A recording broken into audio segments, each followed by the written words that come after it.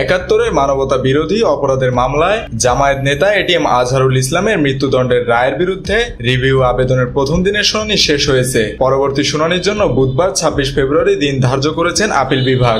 মঙ্গলবার ২৫ ফেব্রুয়ারি সকালে প্রধান বিচারপতির নেতৃত্বে ৫ বিচারপতির আপিল বেঞ্চ শুনানি শেষে রায়ের জন্য এদিন ধার্য করেন আদালত। ২০১৯ সালের ২৩ অক্টোবর মানবতা বিরোধী অপরাধের মামলায় জামায়াত নেতা আজহারুল ইসলামের মৃত্যুদণ্ডের রায় বহাল রাখেন আপিল বিভাগ। তৎকালীন প্রধান বিচারপতি সৈয়দ মাহমুদ হোসেনের নেতৃত্বাধীন আপিল বিভাগ এ রায় দেন। জামায়াত নেতা আজহারুল ইসলাম পরে এই রায়ের বিরুদ্ধে রিভিউ আবেদন করেন। ২০১৪ সালের ৩০ ডিসেম্বর আজহারকে ফাঁসিতে ঝুলিয়ে মৃত্যুদণ্ডাদেশ দেন আন্তর্জাতিক অপরাধ ট্রাইব্যুনাল।